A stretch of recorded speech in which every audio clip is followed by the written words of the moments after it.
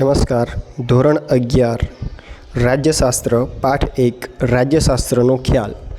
રાજ્યશાસ્ત્ર એટલે કે political science. તેના સ્વાધ્યાયના પ્રશ્નો અને જવાબ આપણે જોઈશું. ક્વેશ્ચન 1. નીચેના પ્રશ્નોના સવિસ્તર જવાબ આપો. 1. રાજ્યશાસ્ત્રના અર્થની વિગતે ચર્ચા કરો. મનુષ્ય સામાજિક પ્રાણી તરીકે સમૂહમાં રહેવા ઈચ્છે છે. સમૂહ જીવનમાં જાણે અજાણે આપણે વધતા ઓછા અંશે રાજકારણના રંગે રંગાયા છે.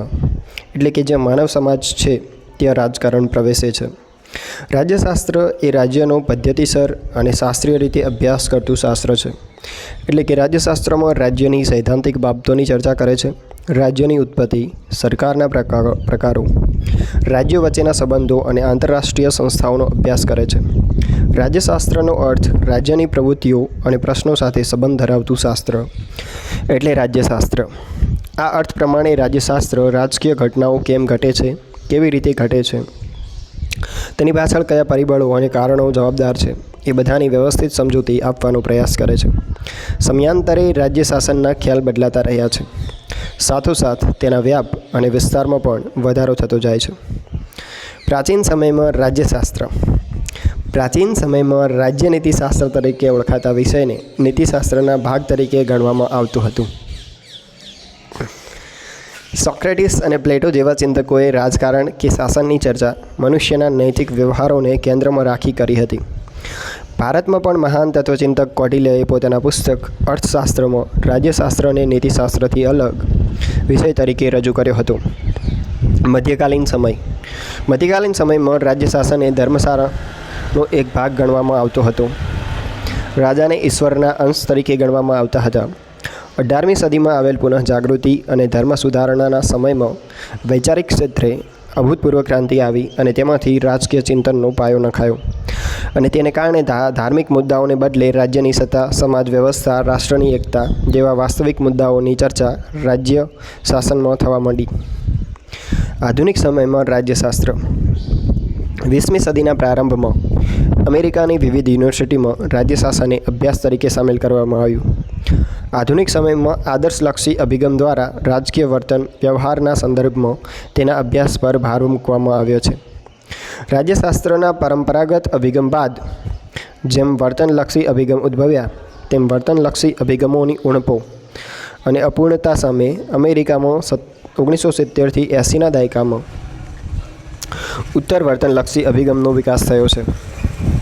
રાજ્યશાસ્ત્રનું સ્વરૂપ સમજાવો અથવા રાજ્યશાસ્ત્ર વિજ્ઞાન છે કે કલા તેની સમજૂતી આપો. વિજ્ઞાન એટલે કે જેમાં ચોક્કસ નિયમો અને સિદ્ધાંતો હોય છે. રાજ્યશાસ્ત્રમાં રાજ્યશાસ્ત્રના સિદ્ધાંતોને પ્રયોગો દ્વારા તારવી શકાતા નથી. વિજ્ઞાનના અન્ય વિષયોમાં જે રીતે ચોક્કસ આગાહીઓ નિયમો તારવી શકાય છે તે રીતે રાજ્યશાસ્ત્રમાં તારવી શકાતા નથી. દાખલા તરીકે પદાર્થને ગરમ કરવાથી તે ફૂલશે એવી સ્પષ્ટ, ચોક્કસ, સર્વવ્યાપી અને સર્વકાલીન આગાહી ભૌતિક વિજ્ઞાનમાં થઈ શકે છે. પરંતુ વિશ્વના તમામ દેશોમાં લોકશાહી એક સરખી રીતે સફળ જશે તેવું ચોક્કસ કહી ન શકાય. કારણ કે રાજ્ય શાસનનો સંબંધ મનુષ્ય સાથે છે અને મનુષ્યો સ્વભાવે પરિવર્તનશીલ છે. એટલે રાજ્યશાસ્ત્ર એ શુદ્ધ વિજ્ઞાન નથી. સામે પક્ષે એવી પણ કેટલીક દલીલો છે કે રાજ્યશાસ્ત્રને વિજ્ઞાન તરીકે સાબિત કરે છે. જેમ કે વિજ્ઞાન એટલે કોઈ પણ વિષયનું ચોક્કસ અને પદ્ધતિસરનું જ્ઞાન. તે સંદર્ભમાં વિશ્વના અલગ અલગ રાજ્યોના બનતા બનાવોના અભ્યાસને આધારે અવલોકન તથા વિશ્લેષણ કરી તારણો કે સિદ્ધાંતો તારવવામાં આવતા હોય છે. દાખલા તરીકે વિશ્વમાં સરમુખ્યતારશાહી કરતાં લોકશાહી વધુ સફળ થઈ છે. આ દ્રષ્ટિએ જ રાજ્યશાસ્ત્રને વિજ્ઞાન તરીકે ઓળખવામાં આવે છે. રાજ્યશાસ્ત્ર વ્યવહારુ શાસ્ત્ર છે. તેથી કેટલાક વિદ્વાનો રાજકારણને એક કલા તરીકે જોવાનું પસંદ કરે છે. રાજકારણમાં વ્યક્તિ રાજ્યશાસ્ત્રના અભ્યાસ વગર પણ પોતાની સામાન્ય સૂઝ, અંતઃસ્ફૂર્ણા, કલ્પનાશક્તિ કે વિવેક બુદ્ધિથી શાસન કળામાં પારંગત બને છે. સમાજમાં અનેક વ્યક્તિનો રાજકારણની ગુણો જન્મજાત ધરાવે છે. રાજ્યશાસ્ત્ર વિજ્ઞાન છે કે કલા તે અંગે પ્રશ્ન હોઈ શકે છે. પરંતુ જો કોઈ પોતાની કલાના વિષયનું વ્યવસ્થિત અને શાસ્ત્રીય જ્ઞાન પ્રાપ્ત કરે તો વધુ સારો કલાકાર બની શકે. તેવી જ રીતે રાજકારણી પણ રાજ્યશાસ્ત્ર અને રાજકારણનું વ્યવસ્થિત જ્ઞાન પ્રાપ્ત કરે તો વધારે સારો અને સફળ રાજનીતિજ્ઞ બની શકે છે. થર્ડ, રાજ્યશાસ્ત્રનું કાર્યક્ષેત્ર કે તેના વ્યાપની ચર્ચા કરો. રાજ્યની પ્રવૃત્તિઓ અને પ્રશ્ન સાથે સંબંધ ધરાવતું શાસ્ત્ર એટલે રાજ્યશાસ્ત્ર. રાજ્યશાસ્ત્રનું કાર્યક્ષેત્ર વિશાળ છે. રાજ્યશાસ્ત્રમાં નીચેના વિષયોનો અભ્યાસ કરવામાં આવે છે: રાજ્યનો અભ્યાસ, સરકારનો અભ્યાસ, વહીવટીતંત્રનો અભ્યાસ, કાયદાનો અભ્યાસ, નાગરિકતા અંગેનો અભ્યાસ, લોકશાહી પ્રક્રિયાનો અભ્યાસ, રાજકીય પક્ષોનો અભ્યાસ, રાષ્ટ્રીયતાનો અભ્યાસ, આંતરરાષ્ટ્રીય રાજકારણનો અભ્યાસ. એક છે રાજ્યનો અભ્યાસ. રાજ્યશાસ્ત્રમાં નીચેની બાબતોનો અભ્યાસ થાય છે: રાજ્યની ઉત્પત્તિ કેવી રીતે થઈ હશે તે અંગેના વિવિધ સિદ્ધાંતોની ચર્ચા કરે છે. રાજ્યના મૂળ તત્વો, વસ્તી, ભૌગોલિક વિસ્તાર, સરકાર અને સાર્વભૌમત્વનો અભ્યાસ. રાજ્યના કાર્યો અથવા તેની ભૂમિકા. રાજ્યના પાયાના ખ્યાલો જેવા કે કાયદા, સ્વતંત્રતા, સમાનતા, ન્યાય, માનવ અધિકારો, બંધુત્વનો અભ્યાસ કરે છે. સેકન્ડ, સરકારનો અભ્યાસ. સરકારના અભ્યાસ માટે રાષ્ટ્રના બંધારણનો અભ્યાસ કરવામાં આવે છે. સરકારના 3 અંગો ધારાસભા, કારોબારી અને ન્યાયતંત્રની રચના, કાર્યો, ભૂમિકા અને તેઓના અંદરોઅંદરના સંબંધોનો અભ્યાસ કરાય છે. સત્તાની વહેંચણીને અનુલક્ષીને શરૂ કરાયેલ પંચાયતી રાજ વ્યવસ્થાની વિવિધ સંસ્થાઓનો અભ્યાસ કરાય છે. વહીવટીતંત્રનો અભ્યાસ. રાજ્ય માટે જરૂરી એવા કાયદાઓ તેમજ જુદી જુદી નીતિઓ અને કાર્યક્રમોનો અમલ કરવાનું કાર્ય કારોબારીનું છે, જ્યારે વ્યવહારમાં તે બધાનો વહીવટ કરવાનું કાર્ય જાહેર વહીવટતંત્ર કરે છે. આમ રાજ્યશાસ્ત્રમાં જાહેર વહીવટતંત્ર તેના અભ્યાસના વિવિધ મુદ્દાઓનો સમાવેશ કરવામાં આવે છે. કાયદાનો અભ્યાસ. રાજ્ય માટે જરૂરી એવા કાયદાઓ, તેના સ્વરૂપો અને પ્રકારો, કાયદાનું ઘડતર અને વ્યાપ કે મર્યાદા વગેરેનો અભ્યાસ પણ રાજ્યશાસ્ત્રમાં કરાય છે. 5. નાગરિકતા અંગેનો અભ્યાસ. રાજ્ય અંતે તો નાગરિકોનું બનેલું હોય છે. રાજ્યનું સભ્યપદ એટલે કે નાગરિકતા એ તેના સિદ્ધાંતો, રાજ્ય અને નાગરિક વચ્ચેના સંબંધો એટલે કે નાગરિકોના હકો અને તેની ફરજોનો તેમાં અભ્યાસ કરવામાં આવે છે. લોકશાહી પ્રક્રિયાનો અભ્યાસ. લોકશાહી શાસન વ્યવસ્થામાં નાગરિકોની સક્રિય ભાગીદારી અને સામેલગીરી અનિવાર્ય છે. તેથી જ મતાધિકાર, તે માટેની લાયકાતો અને યોગ્યતા, ચૂંટણી પ્રથા અને તેના પ્રકારો, પ્રતિનિધિત્વ અને તે સંબંધી ખ્યાલો, પ્રતિનિધિ અને મતદારો વચ્ચેના સંબંધો વગેરેનો અભ્યાસ રાજ્યશાસ્ત્રમાં કરાય છે. રાજકીય પક્ષોનો અભ્યાસ. રાજ્યતંત્રના સંચાલનમાં વિવિધ રાજકીય પક્ષોની ભૂમિકા ખૂબ જ મહત્ત્વની છે. રાજકીય પક્ષો, તેમની વ્યાખ્યા, ભૂમિકા, કાર્યો, સ્વરૂપનો અભ્યાસ રાજ્યશાસ્ત્રમાં કરવામાં આવે છે. પક્ષ પ્રથા, તેના પ્રકારો, લક્ષણો, ગુણદેશ અને મર્યાદાઓ ઉપરાંત રાજ્યમાં હાજર એવા હિત જૂથો અને દાબ જૂથો પણ રાજકારણની પ્રક્રિયાઓને પ્રભાવિત કરે છે. તેથી રાજ્યશાસ્ત્રના અભ્યાસમાં તેનો સમાવેશ કરાય છે. રાષ્ટ્રીયતાનો અભ્યાસ. વર્તમાન સમયમાં રાજ્યએ રાષ્ટ્રનું સ્વરૂપ ધારણ કર્યું છે. તેથી રાષ્ટ્ર અને રાષ્ટ્રીયતા, તેની વ્યાખ્યા, અર્થ, સ્વરૂપ, તેને ઘડનારા પરિબળો, તેમના ગુણદોષ અને તેમના ભયસ્થાનો વગેરેનો અભ્યાસ રાજ્યશાસ્ત્રમાં કરવામાં આવે છે. આંતરરાષ્ટ્રીય રાજકારણનો અભ્યાસ. રાષ્ટ્રો અને રાજ્યો વચ્ચેના આંતરરાષ્ટ્રીય સંબંધો દ્વારા આંતરરાષ્ટ્રીય રાજકારણનું ઘડતર થાય છે. તેનું સ્વરૂપ, તે સંબંધી સિદ્ધાંતો, વિદેશ નીતિ, મુત્સદ્દીગીરી, રાષ્ટ્રીય સલામતી, યુદ્ધ અને શાંતિની સમસ્યાઓ, આંતરરાષ્ટ્રીય સંસ્થાઓ, આ સંસ્થાઓની રચનાઓ, કામગીરી અને ભૂમિકા વગેરેનો અભ્યાસ કરવામાં આવે છે. આમ રાજ્યશાસ્ત્રમાં ગ્રામ પંચાયતથી માંડી આંતરરાષ્ટ્રીય બાબતોનો અભ્યાસ કરવામાં આવે છે. રાજ્યશાસ્ત્ર અને રાજકારણની વિસ્તૃત ચર્ચા કરો. સમૂહ જીવનમાં વસનાર આપણે સૌ મનુષ્યો ઈચ્છીએ કે ના ઈચ્છીએ, પણ રાજકારણ આપણા જીવનમાં લગભગ તમામ પાસાઓને પ્રત્યક્ષ કે પરોક્ષ રીતે અસર કરે છે. ઘર, કહેબ, જ્યો, જ્ઞાતિ મંડળો કે સંસ્થા એમ દરેક જગ્યાએ વધતા ઓછા પ્રમાણમાં રાજકારણ જોવા મળે છે. માનવ જીવનનું કોઈ એવું ક્ષેત્ર નથી કે જ્યાં રાજકારણે પ્રવેશ ન કર્યો હોય. હવે તો ધર્મ ક્ષેત્ર પણ રાજકારણથી રંગાયું છે. આપણે ઘણીવાર રાજ્યશાસ્ત્ર અને રાજકારણ એ બંનેને એક સમજીએ છીએ, પરંતુ વાસ્તવમાં આ બંને વચ્ચે મૂળભૂત ભેદ છે. સામાન્ય અર્થમાં રાજ્યશાસ્ત્ર રાજ્યની ચર્ચા કરતું અને તેની સમજ આપતું શાસન છે. તે રાજ્યના ઘટકો અને સરકારના સિદ્ધાંતોની ચર્ચા કરે છે, જ્યારે રાજકારણ એ સત્તાના કેન્દ્રની આસપાસ આકાર રહેતી પ્રવૃત્તિ છે. રાજધારો એ સત્તા મેળવવા માટેનો સંઘર્ષ છે. વિશાળ અર્થમાં જોઈએ તો રાજ્યશાસ્ત્ર રાજ્ય વિશે, તેના હેતુઓ વિશે, તેમજ અન્ય રાજ્યો સાથેના સંબંધો વિશે માહિતી કે જ્ઞાન આપતું અને તેના વિશે ચર્ચા કરતું શાસ્ત્ર છે. તેથી તે સરકાર સાથે સંબંધ ધરાવે છે. જ્યારે રાજકારણ જાહેર કાર્યોના વહીવટ સાથે સંબંધ ધરાવે છે.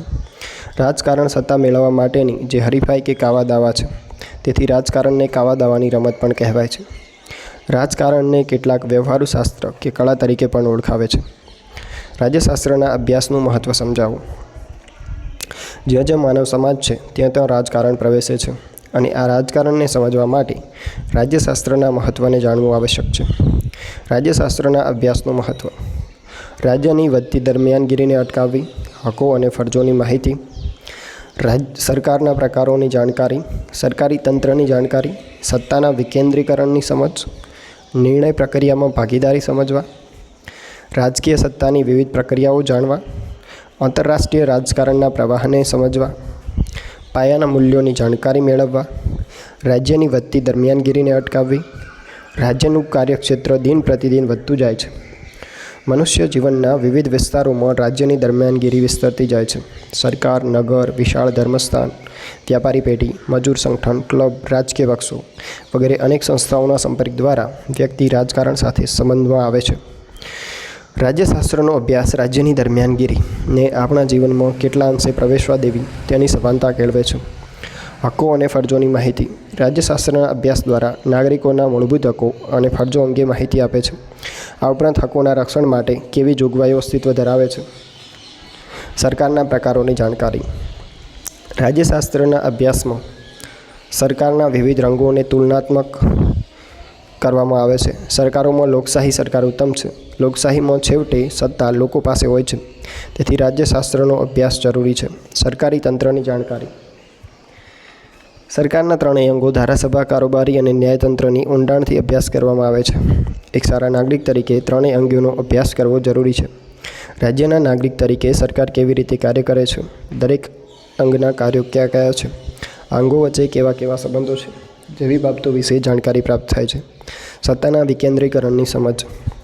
રાજ્યશાસ્ત્રના અભ્યાસથી સ્થાનિક સરકારની સંસ્થાઓની રચના, કામગીરી તથા સત્તા ક્ષેત્રનો ખ્યાલ આવે છે.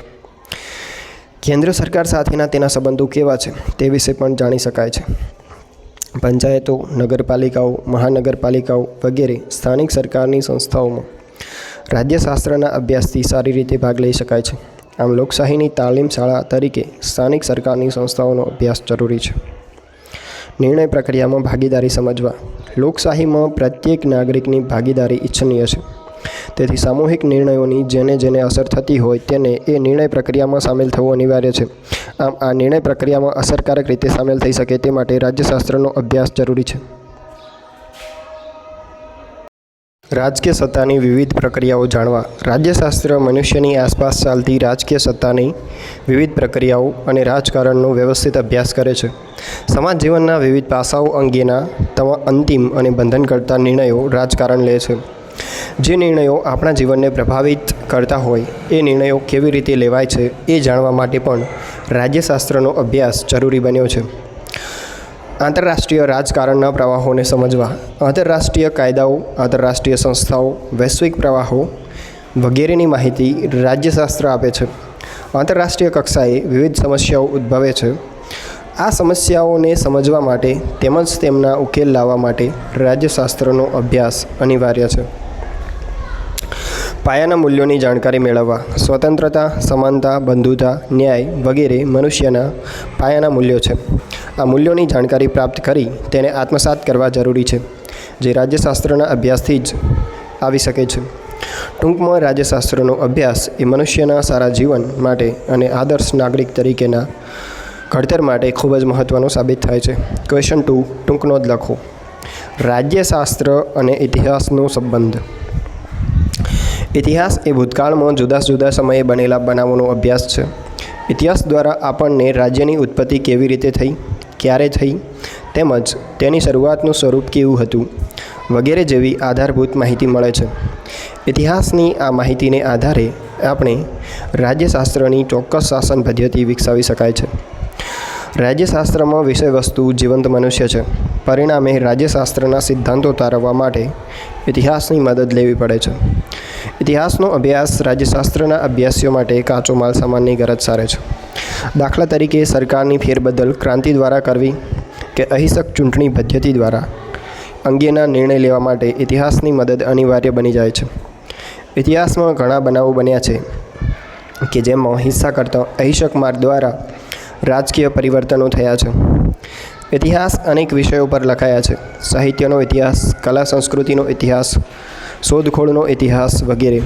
ભલે ઇતિહાસ રાજ્યશાસ્ત્ર સાથે સીધી રીતે સંબંધ ન હોય, પરંતુ એ વાત ચોક્કસ છે કે આ તમામ બાબતો રાજ્યમાં ઉદ્ભવે છે અને તે અંગેના આખરી નિર્ણય પણ રાજ્ય દ્વારા લેવાતા હોય છે. ઇતિહાસ રાજ્યશાસ્ત્રના વિદ્યાર્થીઓમાં સારી એવી માહિતી પૂરી પાડે છે. દાખલા તરીકે 19મી સદીના યુરોપમાં સામ્રાજ્યવાદ, વ્યક્તિવાદ અને સમાજવાદનું મહત્ત્વ ઇતિહાસ દ્વારા પ્રાપ્ત થઈ શકે છે. તે જ પ્રમાણે ભારતના સ્વાતંત્ર્ય સંગ્રામનો ઇતિહાસ અને તેનું રાજકીય ક્ષેત્રમાં મહત્ત્વ શું હતું, આ મહત્ત્વ સમજવું હોય તો ભારતીય ઇતિહાસને જાણવું અને સમજવું જરૂરી બને છે. ઇતિહાસ અને રાજ્યશાસ્ત્ર વચ્ચે કેટલાક તફાવતો છે, જેમ કે ઇતિહાસ ભૂતકાળની સમજ આપતી વિદ્યાશાખા છે, જ્યારે રાજ્યશાસ્ત્ર ભૂતકાળ, વર્તમાનકાળ અને ભવિષ્યકાળ સાથે સંબંધ ધરાવતું શાસ્ત્ર છે. રાજ્યશાસ્ત્ર રાજ્ય કેવું છે અને કેવું હોવું જોઈએ તેની સાથે સંબંધ ધરાવે છે, જ્યારે ઇતિહાસ રાજ્ય કેવું હતું તેની સાથે સંબંધ ધરાવે છે. ઇતિહાસનો અભ્યાસક્રમ વિશાળ છે, જે રાજ્યશાસ્ત્રનો અભ્યાસ ક્ષેત્રે વિકાસની તુલનાએ સીમિત છે. આમ ઇતિહાસ અને રાજ્યશાસ્ત્ર બંનેનું અધ્યયન એકબીજાના પૂરક સાબિત થાય છે. સેકન્ડ, રાજ્યશાસ્ત્ર અને અર્થશાસ્ત્રનો સંબંધ. પ્રાચીન સમયથી રાજ્યશાસ્ત્ર અને અર્થશાસ્ત્ર વચ્ચે સુમેળભર્યા સંબંધો જોવા મળે છે. રાજ્યશાસ્ત્ર રાજ્યના કાર્યો, તેની સમસ્યાઓ તથા તેના હેતુઓ સાથે સંકળાયેલું છે. અર્થશાસ્ત્ર સાધન અને સંપત્તિનું શાસ્ત્ર છે. તે સંપત્તિના ઉત્પાદન, વહેંચણી, વિનિમય અને વપરાશનો અભ્યાસ કરે છે. ઔદ્યોગિક ક્રાંતિ પછી આ બંને શાસ્ત્રો વચ્ચેના સંબંધો દિન પ્રતિદિન ગાઢ બનતા જાય છે. વર્તમાનમાં અર્થશાસ્ત્રનો પ્રભાવ રાજ્યશાસ્ત્ર પર વધતો જાય છે. આ સંબંધ નીચે પ્રમાણે સમજી શકાય. ધ્યેય. રાજ્યશાસ્ત્રમાં રાજ્ય અને અર્થશાસ્ત્રમાં સાધન અને સંપત્તિ કેન્દ્ર સ્થાને છે. તેમનું અંતિમ ધ્યેય લોક કલ્યાણનો છે.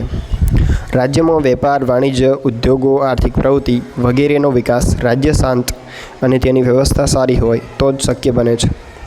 જ્યારે રાજ્યનું પ્રાથમિક કાર્ય શાંતિ અને વ્યવસ્થા જાળવવાનું છે. બંને શાસ્ત્રોના ધ્યેય એક જ જોવા મળે છે. પરસ્પર અસર. લોકોમાં આર્થિક અસંતોષ ન વધે તેવું કાર્ય રાજ્ય સરકારનું છે. આર્થિક અસંતોષ ક્રાંતિને જન્મ આપે છે કે જે રાજકીય વ્યવસ્થાને અસ્થિર કરે છે. આમ રાજકીય સ્થિરતા માટે પણ આર્થિક સમાનતા સ્થપાય તે માટે કાર્ય કરે છે. રાજકીય હસ્તક્ષેપ. બીજા વિશ્વયુદ્ધ પછી વિશ્વમાં આર્થિક મંદી ફેલાઈ. આ સમયે ઉત્પાદન, વહેંચણી અને વિનિમય ક્ષેત્રે સરકારે દરમિયાનગીરી શરૂ કરી. અત્યારે સરકાર ભાવ નિયમનની નીતિ તથા આયાત નિકાસ નીતિ પોતાની પાસે રાખે છે અને આ રીતે સરકાર પોતાના ઈશારા મુજબ અર્થતંત્રને ચલાવે છે. રાજકીય વિચારધારાનો પાયો. વિશ્વમાં જોવા મળતા સમાજવાદ, સામ્યવાદ વિચારસરણીઓના પાયામાં આર્થિક સિદ્ધાંતો છે અને તેને સમજાવવા રાજ્યશાસ્ત્રની સાથે સાથે અર્થશાસ્ત્રનો અભ્યાસ જરૂરી છે. બ્રિટિશરોએ ભારતમાં આર્થિક કારણોસર જ પગપેસારો કર્યો હતો અને ત્યાર પછી શાસન વ્યવસ્થા સંભાળી હતી. વિકાસ. 1991 નવું ઔદ્યોગિક નીતિ અમલમાં મુકાઈ, જેના કારણે ભારત દેશનો આર્થિક વિકાસ ખૂબ ઝડપી બન્યો. એક રાજકીય નિર્ણય અર્થતંત્રને સીધી રીતે અસર કરતો હોવાનું માલુમ પડે છે. રાજ્યશાસ્ત્ર અને અર્થશાસ્ત્ર વચ્ચે ગાઢ સંબંધ હોવા છતાં બંનેના અભ્યાસથી તો અલગ જ છે. છતાં આ બંને શાસ્ત્રો એકબીજાના વિકાસમાં મહત્ત્વનો ફાળો આપે છે. ત્યારબાદ છે થર્ડ, રાજ્યશાસ્ત્ર અને સમાજશાસ્ત્રનો સંબંધ.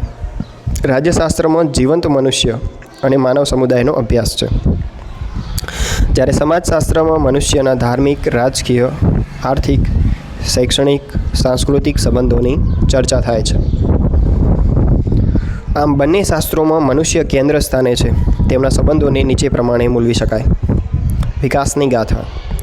રાજ્યની ઉત્પત્તિ તેમજ તેના વિકાસની માહિતી આપણને સમાજશાસ્ત્રમાંથી મળે છે. રાજ્યની સ્થાપના થઈ ત્યારે તેની ગણના રાજકીય સંસ્થા કરતાં સામાજિક સંસ્થા તરીકે રહી હતી. સમયની દ્રષ્ટિએ સામાજિક જીવનની શરૂઆત પણ રાજકીય જીવન કરતાં વહેલી છે. સમાજશાસ્ત્ર સમયની દ્રષ્ટિએ રાજ્યશાસ્ત્ર કરતાં પ્રાચીન છે. શરૂઆતમાં ભટકતું જીવન જીવતો મનુષ્ય સદીઓ પછી ખેતીની શોધ, ચિરસ્થાયી સામૂહિક જીવન જીવવાની શરૂઆત કરે છે. ત્યાર પછી અનેક સમય બાદ રાજકીય જીવનની શરૂઆત થઈ એવું આપણને આ શાસ્ત્રોના અભ્યાસ પરથી ખ્યાલ આવે છે. રાજ્ય સર્વોચ્ચ સામાજિક સંસ્થા છે. સમાજશાસ્ત્રીઓના મતે રાજ્ય સર્વોચ્ચ સામાજિક સંસ્થા છે, કારણ કે તે સમાજને દોરવણી આપવાની શક્તિ ધરાવે છે. તે સામાજિક વર્તન વ્યવહારો પર નિયંત્રણ રાખે છે. 4. વિદ્યાશાખા. રાજ્યશાસ્ત્ર અને સમાજશાસ્ત્ર વચ્ચેના સંબંધો એ એક નવી વિદ્યાશાખાને જન્મ આપે છે. રાજકીય સમાજશાસ્ત્ર તરીકે ઓળખાતી આ શાખા રાજકીય સમાજશાસ્ત્ર અને રાજ્યશાસ્ત્રના રાજકીય વિકાસ, રાજકીય આધુનિકીકરણ, રાજકીય સંસ્કૃતિ જેવા સૈદ્ધાંતિક ખ્યાલો આપ્યા છે. સામાજિક સંબંધો. સમાજશાસ્ત્રમાં મનુષ્યના સામાજિક સંબંધો મહત્ત્વના છે. લગ્ન, કુટુંબ, મિલકત, જ્ઞાતિ, સંબંધ વગેરે બાબતો સામાજિક પ્રશ્નો અંગેના નિર્ણયો છેવટે સમાજ દ્વારા લેવાય છે. ચૂંટણીમાં મદદરૂપ. સમાજના સ્વરૂપ, વિશિષ્ટતાઓ અને કામગીરીનો અભ્યાસ ચૂંટણી સમયે ખૂબ જ મહત્ત્વનો છે. ભારત જેવા દેશમાં વિવિધતા જોવા મળે છે. રાજકારણમાં ભારતીય સમાજ સ્વરૂપ, વિશેષતાઓ અગત્યની બને છે. સત્તા ટકાવવા માટે જ્ઞાતિ અને ધર્મ જેવા મુદ્દાઓને રાજ્યશાસ્ત્ર અને ચૂંટણી સમયે ખૂબ જ ચલાવવામાં આવે છે. સમાજમાં સૌને બંધન કરતા એવા નિર્ણયો રાજ્ય દ્વારા લેવાય છે અને આવા નિર્ણય થકી સામાજિક સંસ્થાનો અને પરિબળો પ્રભાવિત થાય છે. ઇચ્છિત દિશામાં સામાજિક પરિવર્તન થાય તેમજ ઇષ્ટ સમાજ વ્યવસ્થાનું નિર્માણ થાય તે માટે રાજ્ય સત્તાનો ઉપયોગ કરવાનો આધુનિક સમયમાં સ્વીકારવામાં આવે છે. ત્યારબાદ છે રાજ્યશાસ્ત્ર અને ભૂગોળનો સંબંધ. રાજ્યના મુખ્ય વિષયમાં વસ્તી, વિસ્તાર, સરકાર અને સાર્વભૌમત્વનો સમાવેશ થાય છે. તે ચોક્કસ ભૌગોલિક વિસ્તાર સાથે સંલગ્ન છે, જે ચોક્કસ વિસ્તાર સરકાર કે રાજ્યના ભૌતિક આધારે છે અને તે એક ચોક્કસ ભૌગોલિક પરિસ્થિતિનો ખ્યાલ પડ્યું છે, જેને લઈને આ બંને શાસ્ત્ર વચ્ચે ચોક્કસ પ્રકારના સંબંધો સ્થાપિત થયા છે. સ્થાન. ભૌગોલિક સ્થાન અને રાજકીય વ્યવસ્થા વચ્ચે સીધો સંબંધ જોવા મળે છે. પ્રાચીન ગ્રીસમાં અનેક ટાપુઓ આવેલા હોવાથી ભૌગોલિક એકતાના અભાવે રાજકીય એકતા સ્થાપી શકાય નથી. આ ઉપરાંત બ્રિટન અને યુરોપમાં જર્મની જેવા દેશો કુદરતી ભૌગોલિક સ્થાનને કારણે જ મહાન શક્તિશાળી રાજ્ય તરીકે ઉભરી આવ્યા છે. અમેરિકાની પૂર્વ અને પશ્ચિમ એ અતિ વિશાળ મહાસાગરથી રક્ષાયેલું છે. ભારત બંને બાજુથી મહાસાગર અને ઉત્તરે હિમાલયથી રક્ષાયેલો છે. રશિયા પર જ્યારે ફ્રાન્સના નેપોલિયન અને જર્મનીના મીટરે આક્રમણ કર્યું તો બંનેએ પરાજય જોવો પડ્યો, કારણ કે રશિયાનો વિશાળ વિસ્તાર દુશ્મનોને અંદર આવવા દેવામાં અને તેમને ઘેરી વાળવા માટે પૂરતો સક્ષમ આપતું હતું. આ ઉપરાંત ઠંડુ વાતાવરણ પણ દુશ્મનો સામે સહાયરૂપ બન્યું. કુદરતી સમતિ. રાજ્યના જમીનની સપાટી નીચેના ભાગ, સપાટી ઉપરના ભાગમાં અવકાશ, રાજ્યના દરિયા કિનારેથી 12 માઇલનું અંતર જે તે રાજ્યની માલિકીનું ગણાય છે. રાજ્યના ભૂમિ પ્રદેશમાંથી નીકળતા ખનિજ પદાર્થો અને રાસાયણિક દ્રવ્યો, પાણી વગેરે રાષ્ટ્રીય તેમજ આંતરરાષ્ટ્રીય ક્ષેત્રે ખૂબ જ મહત્ત્વનું સ્થાન ધરાવે છે. તે રાજ્યની આર્થિક સમૃદ્ધિ આવી કુદરતી સમતિ પર આધારિત છે. દાખલા તરીકે ઓપેક દેશો.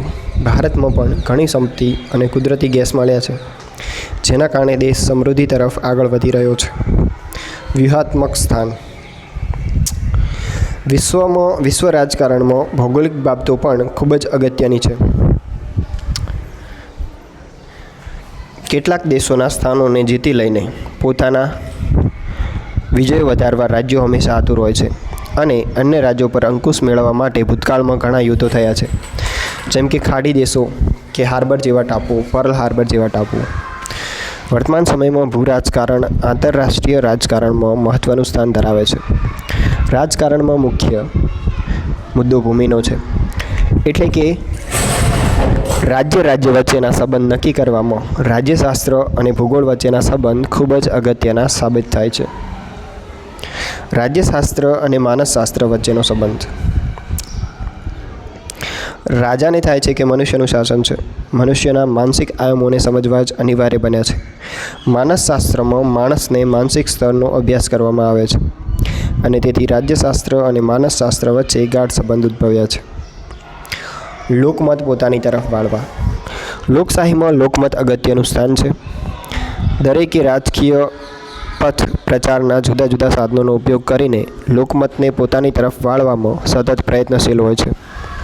સત્તા પર કાબૂ મેળવવા માટે સતત લોકો સમક્ષ પોતાના કાર્યક્રમોને અમલમાં મૂકવા પડે છે, જ્યારે વિશેષ પક્ષ લોકમતને પોતાની તરફ વાળવા પ્રયત્નશીલ હોય છે.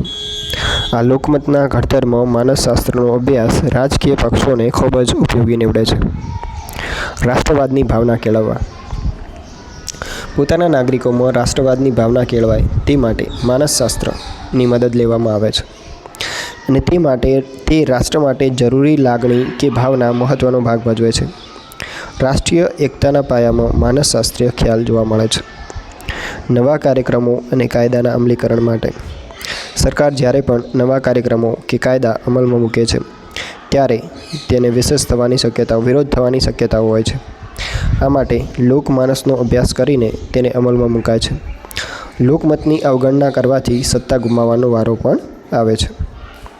રાજકીય ક્રાંતિ પાછળના કારણોને સમજવા.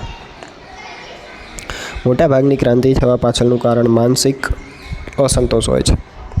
ક્રાંતિકારીને એવું લાગે છે કે સત્તાધારી સરકાર અયોગ્ય છે, જેને દૂર કરવા માટે લોકશાહીનો કોઈપણ માર્ગ બચ્યો નથી, અને આ માનસિકતા છેલ્લે ક્રાંતિ સ્વરૂપે બહાર આવે છે. નેતાઓની સફળતાનો આધાર અન્ય ગુણો ઉપરાંત મનુષ્યની નાળ પારખવા પર રહેલો છે, જે માનસિક શાસ્ત્રનો વિષય છે. વર્તમાન સમયમાં રાજકીય વર્તન અને વ્યવહારમાં બુદ્ધિ ઉપરાંત ટેવો, અનુકરણો, લાગણીઓ વગેરે પ્રબળ ભાગ ભજવે છે, અને જેને લઈને રાજ્યશાસ્ત્ર અને માનસશાસ્ત્ર એકબીજાના પૂરક થઈ રહ્યા છે. ક્વેશ્ચન 3. નીચેના પ્રશ્નોના ટૂંકમાં જવાબ આપો.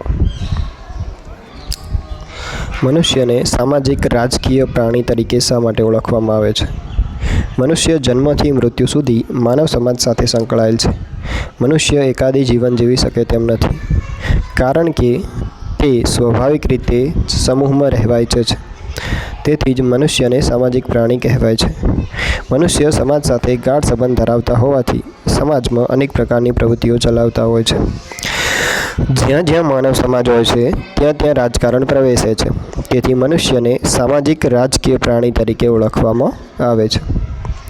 સેકન્ડ, આધુનિક સમયના સંદર્ભમાં રાજ્યશાસ્ત્રનો ખ્યાલ સ્પષ્ટ કરો. 19મી સદીના ઉત્તરાર્ધમાં રાજ્યશાસ્ત્રનો એક સ્વતંત્ર વિદ્યાશાખા તરીકે અભ્યાસ શરૂ થયો.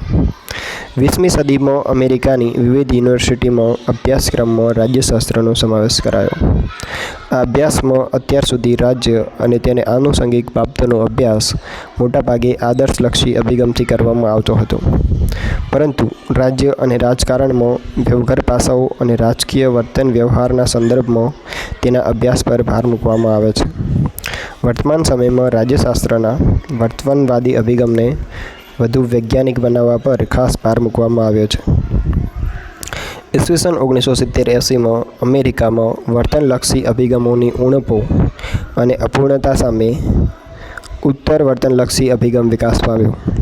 આમ વર્તમાન સમયમાં રાજ્યશાસ્ત્રમાં મૂલ્યો અને સામાજિક પ્રસ્તુતતા પર વિશેષ ભાર મૂકવામાં આવે છે.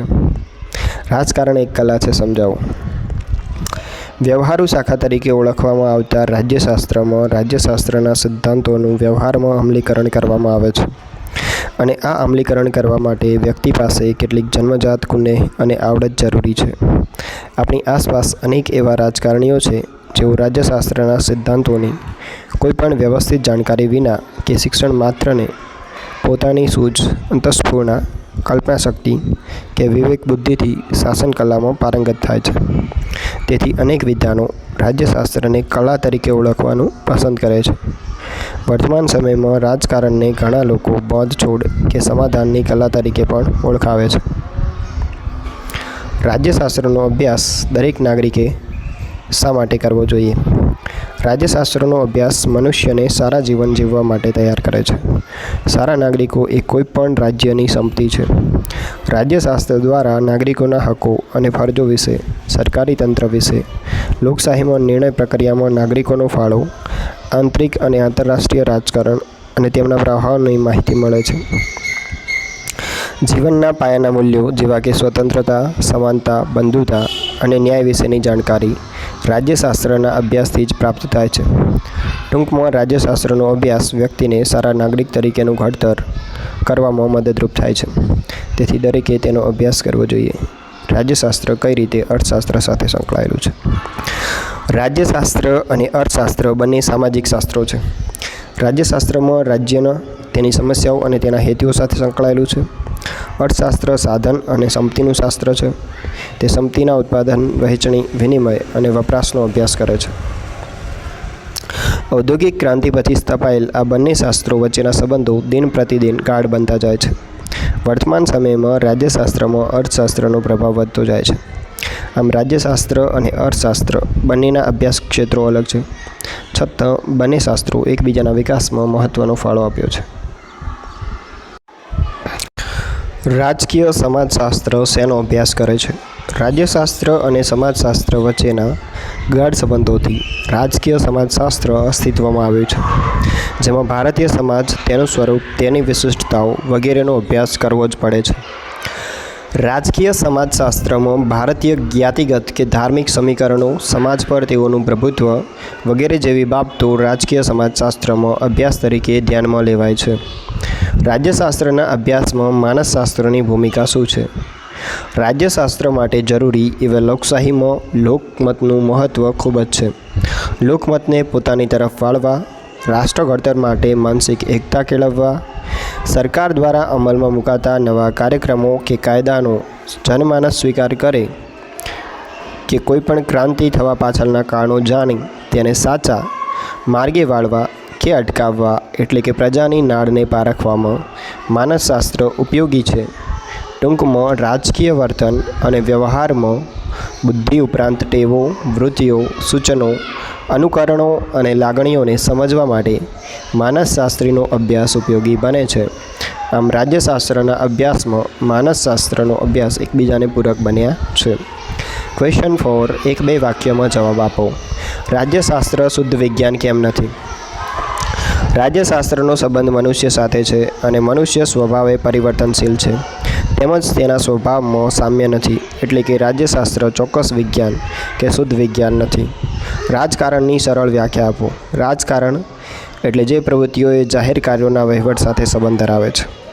રાજ્યશાસ્ત્ર અન્ય કયા કયા સામાજિક શાસ્ત્રો સાથે સંબંધ ધરાવે છે? રાજ્યશાસ્ત્ર અર્થશાસ્ત્ર, સમાજશાસ્ત્ર, ભૂગોળ, માનસશાસ્ત્ર અને ઇતિહાસ સાથે સંબંધ ધરાવે છે. અર્થશાસ્ત્ર શેનો અભ્યાસ કરે છે? અર્થશાસ્ત્ર સાધન સંપત્તિનું શાસ્ત્ર હોવાથી રાજ્યશાસ્ત્ર સંપત્તિના ઉત્પાદન, વહેંચણી, વિનિમય અને વપરાશનો અભ્યાસ કરે છે. સરકારના અંગો કયા કયા છે? સરકારના અંગો 3 છે: ધારાસભા, કારોબારી, ન્યાયતંત્ર. અંગ્રેજી ભાષામાં રાજ્યશાસ્ત્રને શું કહે છે?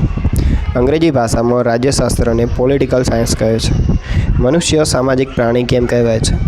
મનુષ્ય સ્વભાવથી જ સામાજિક પ્રાણી છે, તેથી સ્વાભાવિક રીતે તે સમૂહમાં રહેવા ઈચ્છે છે. રાજ્યશાસ્ત્રની ટૂંકી અને સરળ વ્યાખ્યા આપો.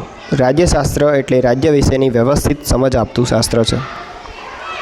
સાચો વિકલ્પ પસંદ કરી ખાનામાં દર્શાવો. રાજ્યશાસ્ત્રના પિતા કોણ છે? તો એરિસ્ટોટલ. બી. ગ્રીક લોકો પોતાના નગર અથવા શહેરને શું કહેતા?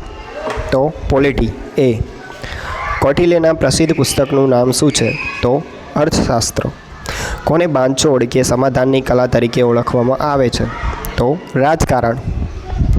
ભૂ રાજકારણ કોની સાથે સંકળાયેલ છે? તો ભૂમિ સાથે. રાજ્યની દરિયાઈ સીમાની સત્તા કેટલા નોટિકલ માઇલ સુધીની હોય છે? તો 4 nautical mile. 12 nautical mile. Right answer is. રાજકારણ એક આવા દાવાની રમત છે. તો સાચું છે. The human nature in politics પુસ્તક કોનું છે? તો ગ્રેહામ વોલેસ. તો અહીંયા આપણો વિડીયો પૂરો થાય છે. જો તમને ગમે તો ચેનલને સબસ્ક્રાઈબ કરવા વિનંતી. ધન્યવાદ.